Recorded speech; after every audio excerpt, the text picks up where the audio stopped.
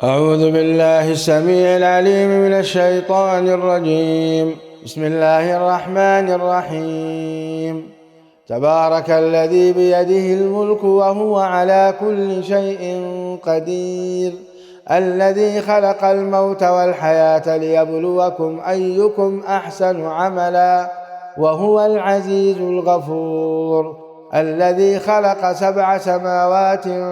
طباقا، ما ترى في خلق الرحمن من تفاوت، فارجع البصر هل ترى من فطور، ثم ارجع البصر كرتين ينقلب إليك البصر خاسئا وهو حسير. ولقد زينا السماء الدنيا بمصابيح وجعلناها رجوما للشياطين وأعتدنا لهم عذاب السعير. وللذين كفروا بربهم عذاب جهنم وبئس المصير. إذا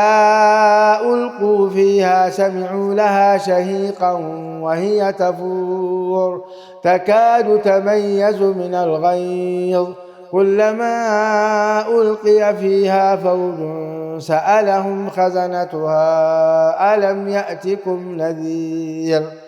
قالوا بلى قد جاءنا نذير فكذبنا وقلنا ما نزل الله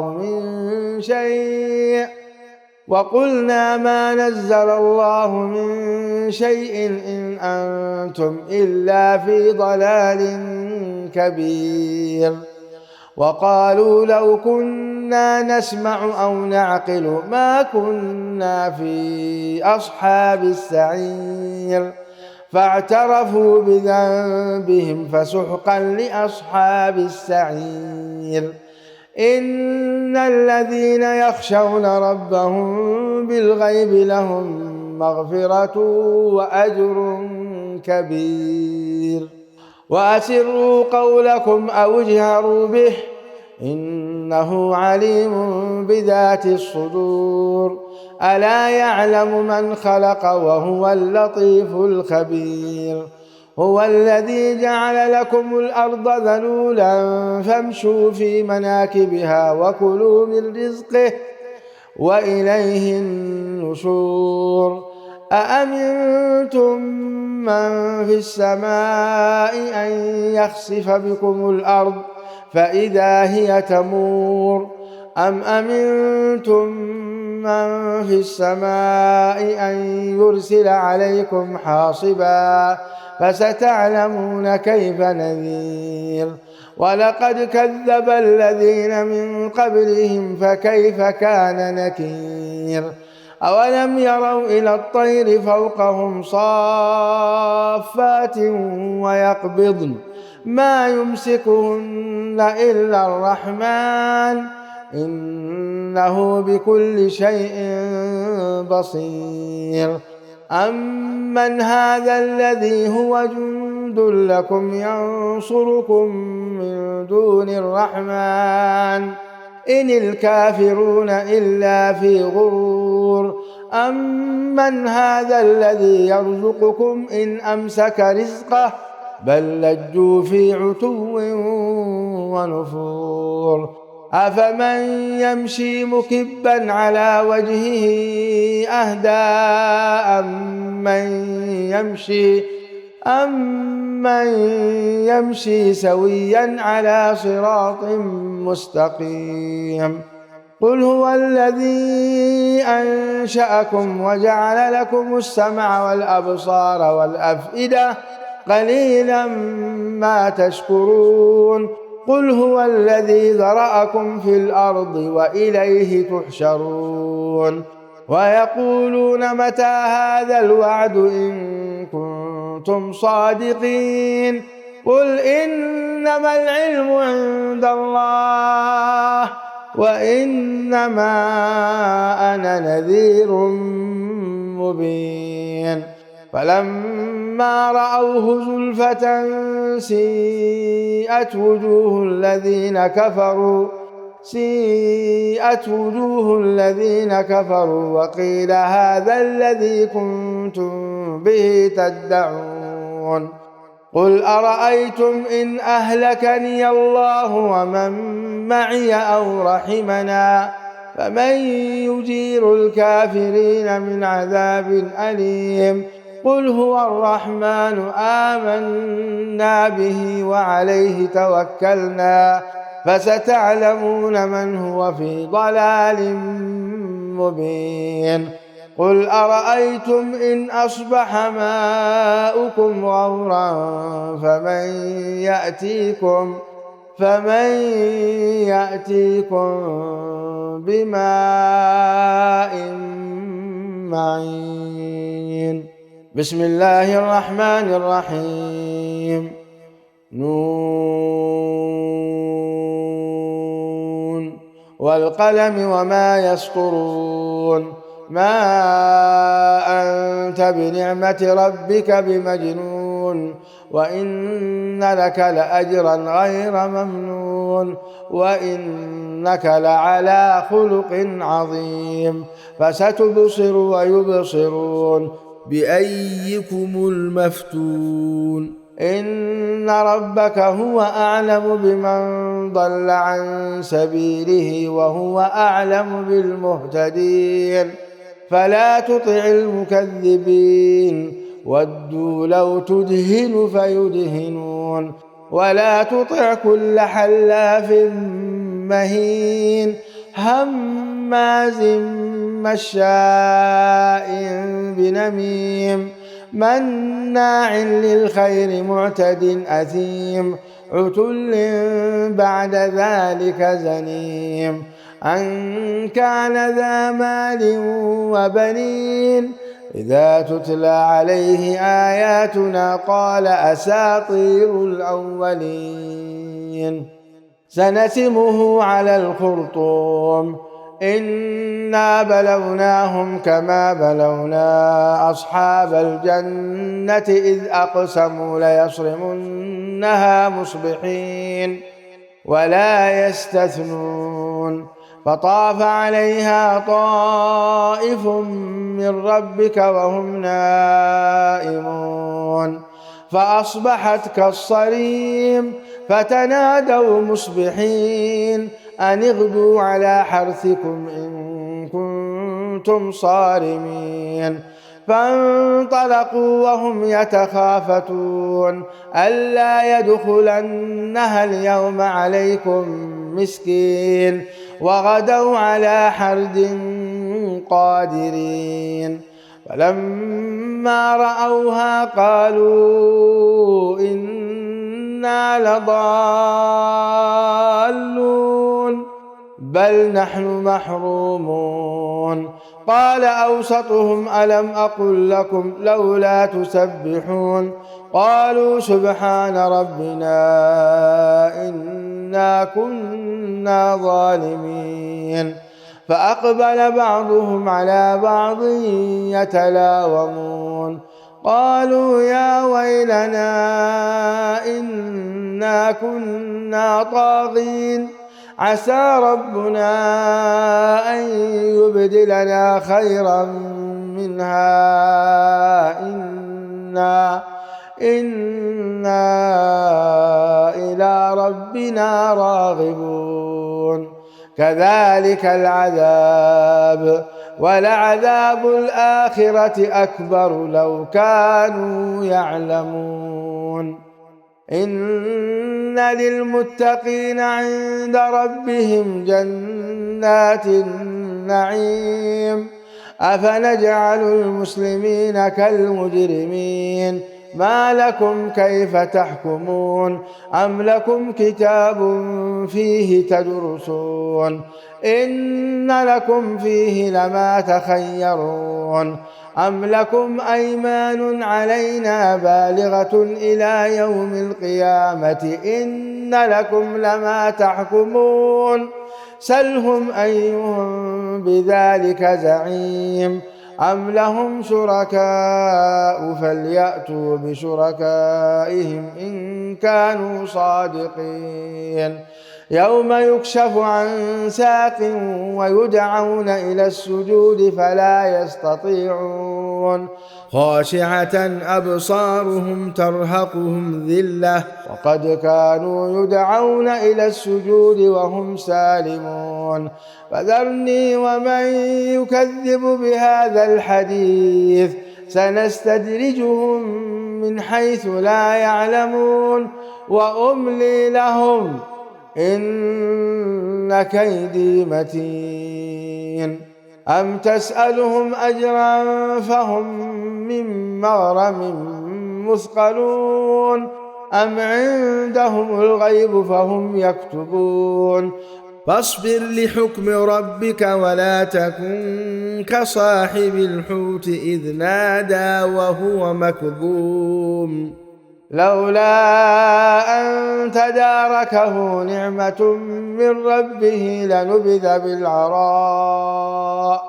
لنبذ بالعراء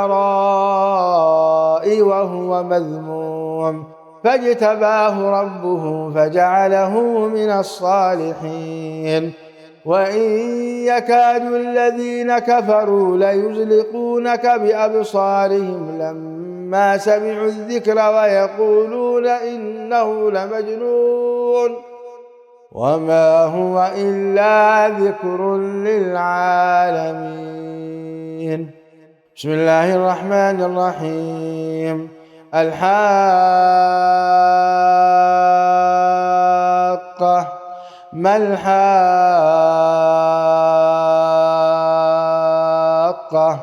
وما أدراك ما الحاقة كذبت ثمود وعاد بالقارعة فأما ثمود فأهلكوا بالطاغية وأما عاد فأهلكوا بريح صرصر عاتية سخرها عليهم 7 ليال و8 أيام حسوما فترى القوم فيها صرعى كأنهم أعجاز نخل خاوية فهل ترى لهم من باقية وجاء فرعون ومن قبله والمؤتفكات بالخاطئة فعصوا رسول ربهم فأخذهم أخذة رابية إنا لما طغى الماء حملناكم في الجارية لنجعلها لكم تذكرة وتعيها أذن واعية فإذا نفخ في الصور نفخة واحدة وحملت الأرض والجبال فدكتا دكة واحدة فيومئذ وقعت الواقعة وانشقت السماء فهي يومئذ واهية والملك على أرجائها ويحمل عرش ربك فوقهم يومئذ 8 يومئذ تعرضون لا تخفى منكم خافية فأما من أوتي كتابه بيمينه فيقول هاؤم اقرءوا كتابيه إني ظننت أني ملاق حسابيه فهو في عيشة راضية في جنة عالية قطوفها دانية كلوا واشربوا هنيئا بما أسلفتم في الأيام الخالية وأما من أوتي كتابه بشماله فيقول يا ليتني لم أوت كتابيه ولم أدر ما حسابيه يا ليتها كانت القاضية ما أغنى عني ماليه هلك عني سلطانيه خذوه فغلوه ثم الجحيم صلوه ثم في سلسلة ذرعها 70 ذراعا فاسلكوه إنه كان لا يؤمن بالله العظيم ولا يحض على طعام المسكين فليس له اليوم هاهنا حميم ولا طعام إلا من غسلين لا يأكله إلا الخاطئون فلا أقسم بما تبصرون وما لا تبصرون إنه لقول رسول كريم وما هو بقول شاعر قليلا ما تؤمنون ولا بقول كاهن قليلا ما تذكرون تنزيل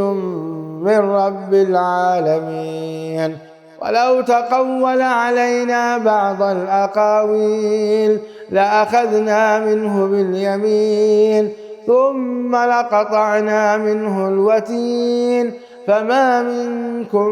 من أحد عنه حاجزين وإنه لتذكرة للمتقين وإنا لنعلم أن منكم مكذبين وإنه لحسرة على الكافرين وإنه لحق اليقين فسبح باسم ربك العظيم. بسم الله الرحمن الرحيم. سأل سائل بعذاب واقع للكافرين ليس له دافع من الله ذي المعارج تعرج الملائكة والروح إليه في يوم كان مقداره 50,000 سنة فاصبر صبرا جميلا إنهم يرونه بعيدا ونراه قريبا يوم تكون السماء كالمهل وتكون الجبال كالعهن ولا يسأل حميم حميما يبصرونهم يود المجرم لو يفتدي من عذاب يومئذ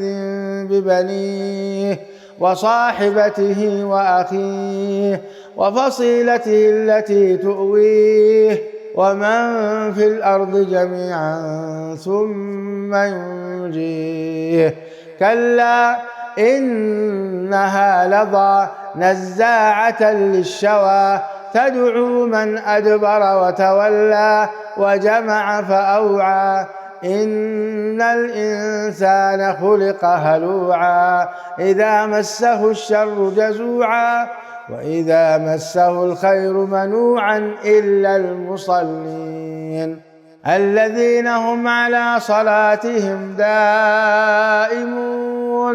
والذين في أموالهم حق معلوم للسائل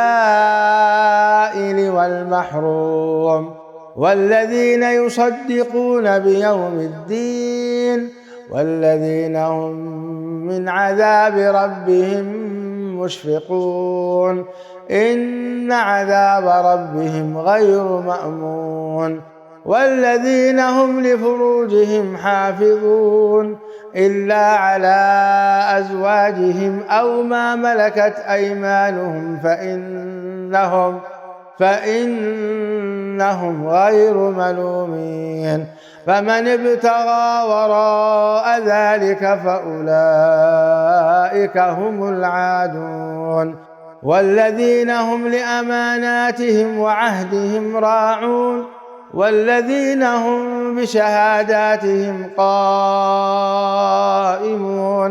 والذين هم على صلاتهم يحافظون أولئك في جنات مكرمون فما للذين كفروا قبلك مهطعين عن اليمين وعن الشمال عزين أيطمع كل امرئ منهم أن يدخل جنة نعيم كلا إنا خلقناهم مما يعلمون فلا أقسم برب المشارق والمغارب إنا لقادرون على أن نبدل خيرا منهم وما نحن بمسبوقين فذرهم يخوضوا ويلعبوا حتى يلاقوا يومهم الذي يوعدون يوم يخرجون من الأجداث صراعا كأنهم إلى نصب يوفضون خاشعة أبصارهم ترهقهم ذلة ذلك اليوم الذي كانوا يوعدون. بسم الله الرحمن الرحيم. إنا أرسلنا نوحا إلى قومه أن أنذر قومك من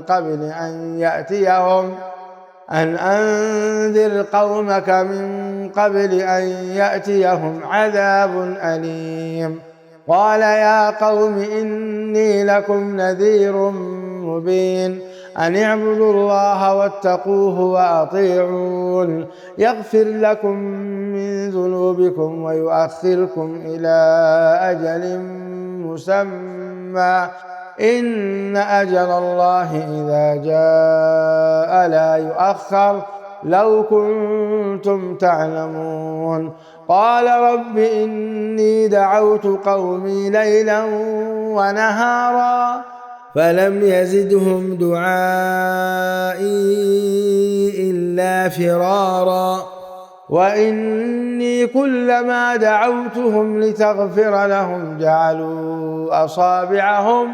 جعلوا أصابعهم في آذانهم واستغشوا ثيابهم وأصروا واستكبروا استكبارا ثم إني دعوتهم جهارا ثم إني أعلنت لهم وأسررت لهم إسرارا فقلت استغفروا ربكم إنه كان غفارا يرسل السماء عليكم مدرارا ويمددكم بأموال وبنين ويجعل لكم جنات ويجعل لكم أنهارا ما لكم لا ترجون لله وقارا وقد خلقكم أطوارا ألم تروا كيف خلق الله 7 سماوات طباقا وجعل القمر فيهن نورا وجعل الشمس سراجا والله أنبتكم من الأرض نباتا ثم يعيدكم فيها ويخرجكم إخراجا والله جعل لكم الأرض بساطا لتسلكوا منها سبلا فجاجا قال نوح رب إنهم عصوني واتبعوا من لم يزده ماله وولده إلا خسارا ومكروا مكرا كبارا وقالوا لا تذرن آلهتكم ولا تذرن ودا ولا سواعا ولا يغوث ويعوق ونسرا وقد أضلوا كثيرا ولا تزد الظالمين إلا ضلالا مما خطيئاتهم أغرقوا فأدخلوا نارا فلم يجدوا لهم من دون الله أنصارا وقال نوح رب لا تذر على الأرض من الكافرين ديارا إنك إن تذرهم يضلوا عبادك ولا يلدوا إلا فاجرا كفارا رب اغفر لي ولوالدي ولمن دخل بيتي مؤمنا وللمؤمنين والمؤمنات ولا تزد الظالمين إلا تبارا. بسم الله الرحمن الرحيم. قل أوحي إلي أنه استمع نفر من الجن فقالوا إنا سمعنا قرآنا عجبا يهدي إلى الرشد فآمنا به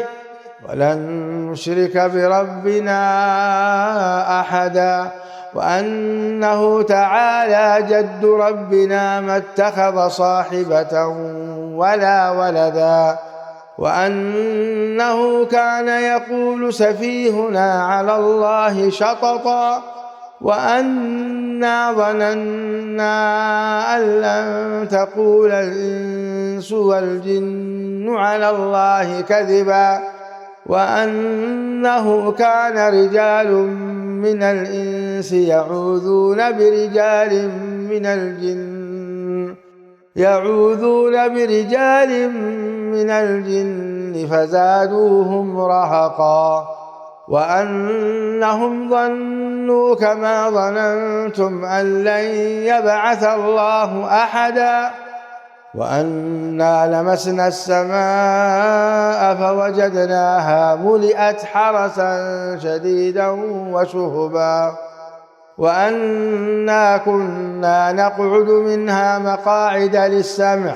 فمن يستمع الآن يجد له شهابا رصدا وأنا لا ندري أشر أريد بمن في الأرض أم أراد بهم ربهم رشدا وأنا منا الصالحون ومنا دون ذلك كنا طرائق قددا وأنا ظننا أن لن نعجز الله في الأرض ولن نعجزه هربا وأنا لما سمعنا الهدى آمنا به فمن يؤمن بربه فلا يخاف بخسا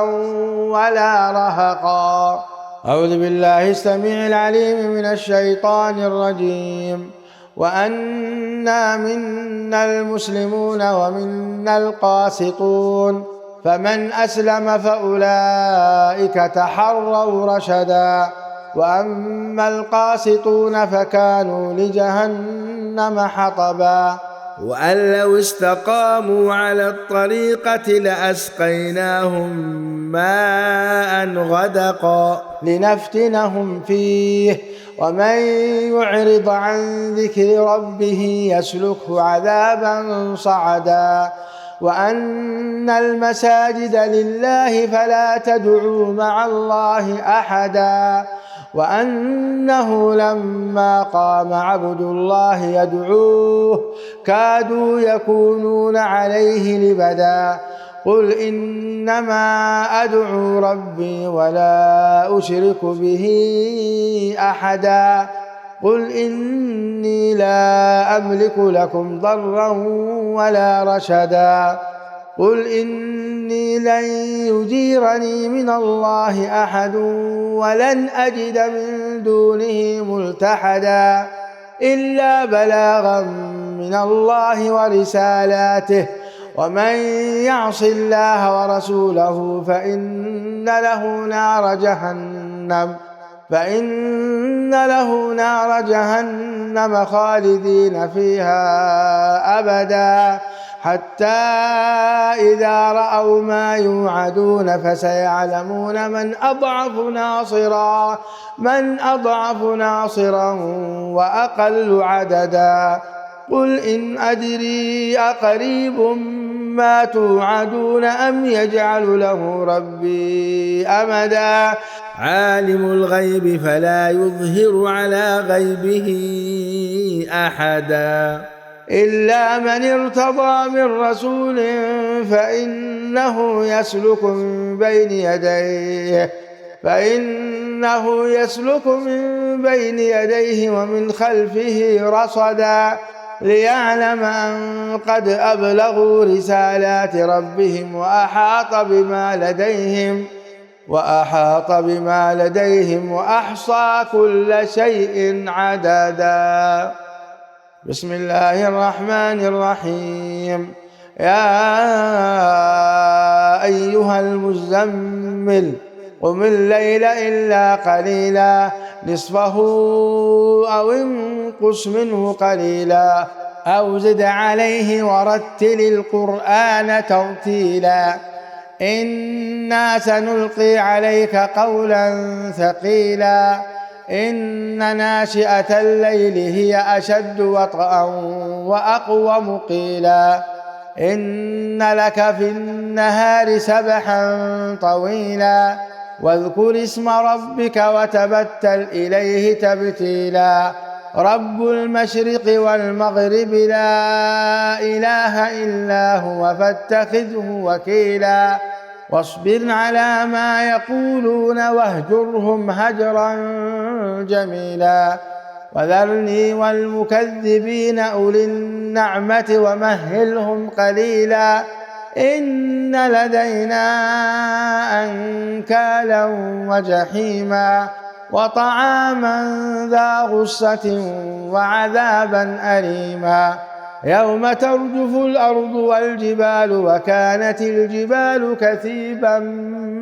مهيلا إنا أرسلنا إليكم رسولا شاهدا عليكم كما أرسلنا إلى فرعون رسولا فعصى فرعون الرسول فأخذناه أخذا وبيلا فكيف تتقون إن كفرتم يوما يجعل الولدان شيبا السماء منفطر به كان وعده مفعولا إن هذه تذكرة فمن شاء اتخذ إلى ربه سبيلا إن ربك يعلم أنك تقوم أدنى من ثلثي الليل ونصفه وثلثه وطائفة من الذين معك والله يقدر الليل والنهار علم أن لن تحصوه فتاب عليكم فاقرؤوا ما تيسر من القرآن علم أن سيكون منكم مرضى وآخرون يضربون في الأرض يبتغون من فضل الله وآخرون يقاتلون في سبيل الله فاقرؤوا ما تيسر منه وأقيموا الصلاة وآتوا الزكاة وأقرضوا الله قرضا حسنا وما تقدموا لأنفسكم من خير تجدوه عند الله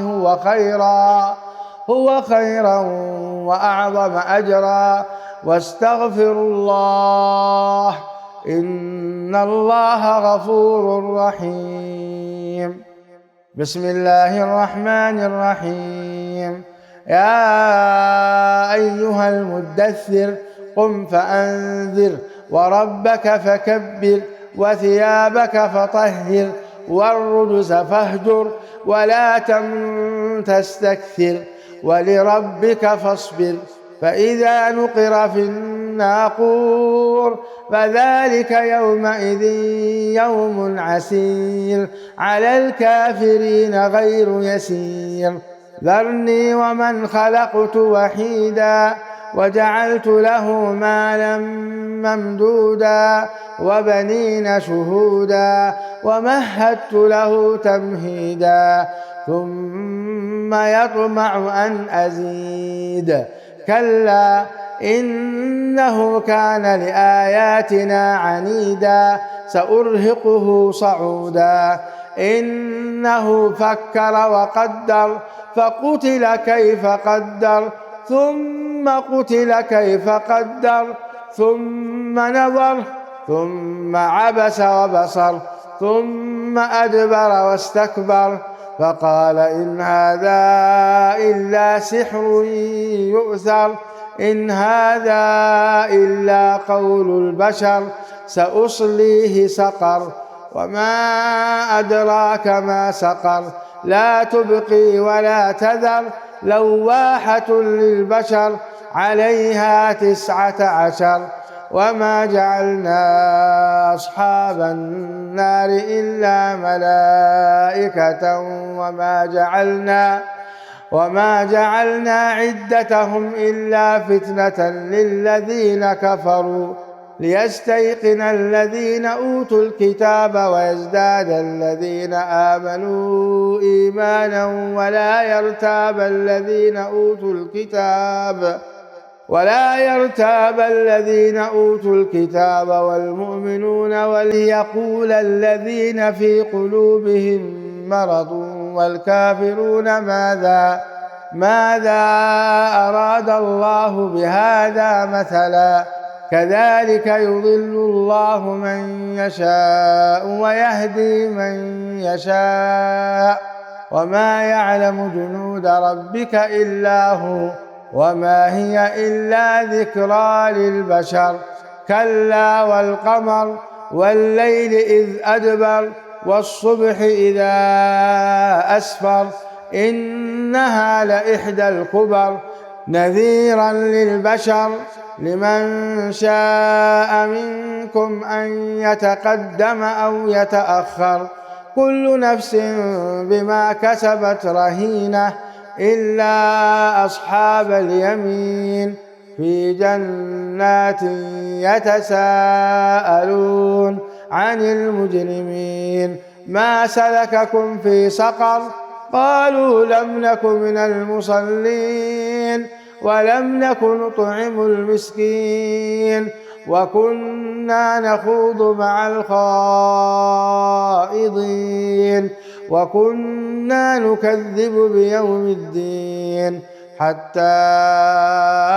أتانا اليقين فما تنفعهم شفاعة الشافعين فما لهم عن التذكرة معرضين كأنهم حمر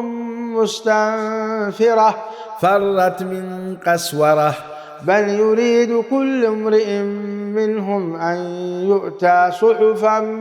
منشرة كلا بل لا يخافون الآخرة كلا إنه تذكرة فمن شاء ذكره وما يذكرون إلا أن يشاء الله هو أهل التقوى وأهل المغفرة بسم الله الرحمن الرحيم لا أقسم بيوم القيامة ولا أقسم بالنفس اللوامة أيحسب الإنسان أن لن نجمع عظامه بلى قادرين على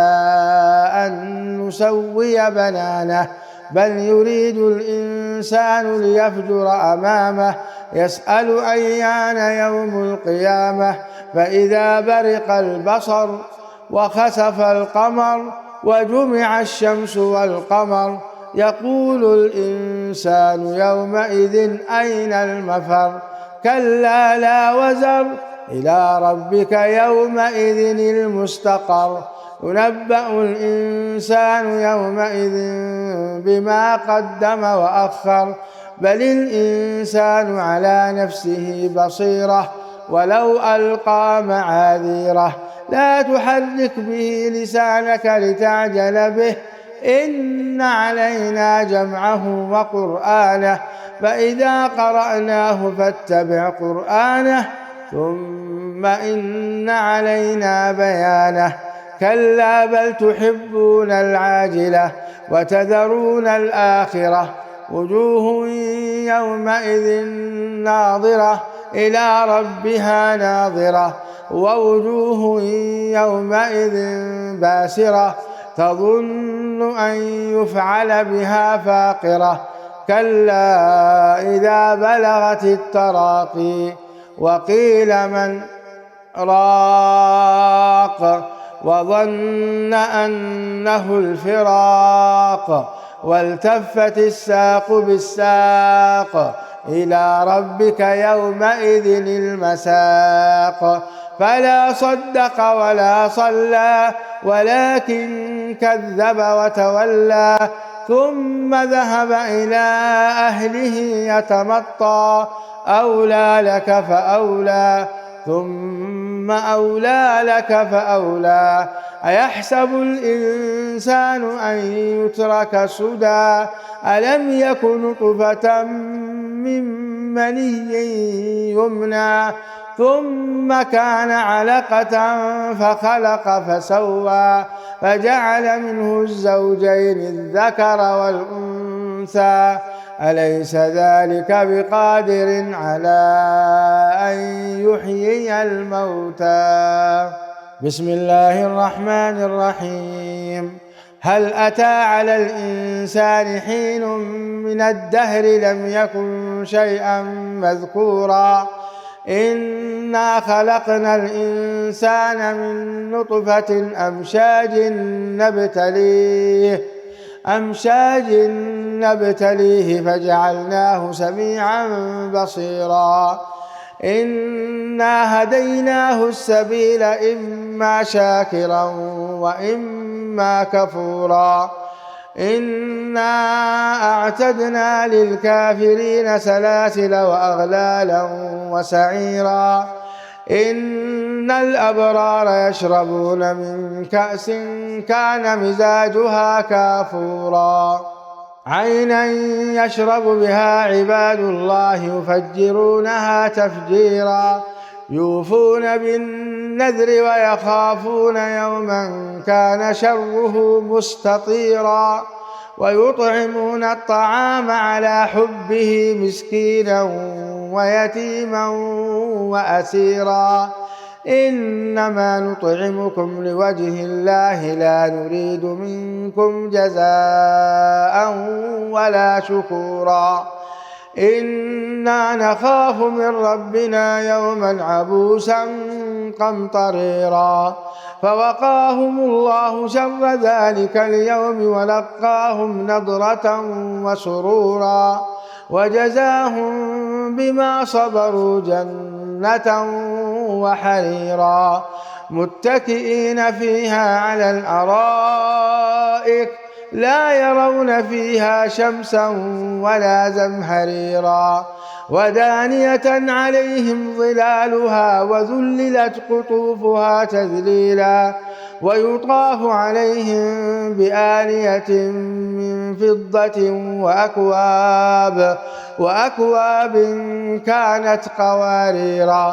قوارير من فضة قدروها تقديرا ويسقون فيها كأسا كان مزاجها زنجبيلا عينا فيها تسمى سلسبيلا ويطوف عليهم ولدان مخلدون إذا رأيتهم حسبتهم لؤلؤا منثورا وإذا رأيت ثم رأيت نعيما وملكا كبيرا عاليهم ثياب سندس خضر واستبرق وحلوا أساور من فضة وسقاهم ربهم شرابا طهورا إن هذا كان لكم جزاء وكان سعيكم مشكورا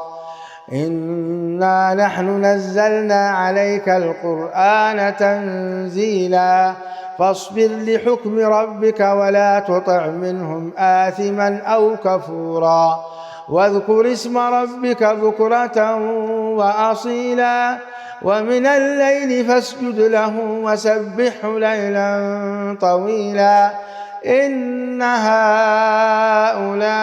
يحبون العاجلة ويذرون وراءهم يوما ثقيلا نحن خلقناهم وشددنا أسرهم وإذا شئنا بدلنا أمثالهم تبديلا إن هذه تذكرة فمن شاء اتخذ إلى ربه سبيلا وما تشاءون إلا أن يشاء الله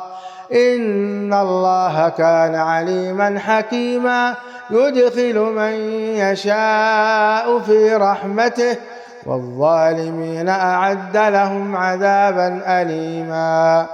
بسم الله الرحمن الرحيم. والمرسلات عرفا فالعاصفات عصفا والناشرات نشرا فالفارقات فرقا فالملقيات ذكرا عذرا أو نذرا إنما توعدون لواقع فإذا النجوم طمست وإذا السماء فرجت وإذا الجبال نسفت وإذا الرسل أقتت لأي يوم أجلت ليوم الفصل وما أدراك ما يوم الفصل ويل يومئذ للمكذبين ألم نهلك الأولين ثم نتبعهم الآخرين كذلك نفعل بالمجرمين ويل يومئذ للمكذبين ألم نخلقكم من ماء مهين فجعلناه في قرار مكين إلى قدر معلوم فقدرنا فنعم القادرون ويل يومئذ للمكذبين ألم نجعل الأرض كفاتا أحياء وأمواتا وجعلنا فيها رواسي شامخات وأسقيناكم ماء فراتا ويل يومئذ للمكذبين انطلقوا إلى ما كنتم به تكذبون انطلقوا إلى ظل ذي 3 شعب لا ظليل ولا يغني من اللهب إنها ترمي بشرر كالقصر كأنه جمالة صفر ويل يومئذ للمكذبين هذا يوم لا ينطقون ولا يؤذن لهم فيعتذرون ويل يومئذ للمكذبين هذا يوم الفصل جمعناكم والأولين فإن كان لكم كيد فكيدون ويل يومئذ للمكذبين إن المتقين في ظلال وعيون وفواكه مما يشتهون كلوا واشربوا هنيئا بما كنتم تعملون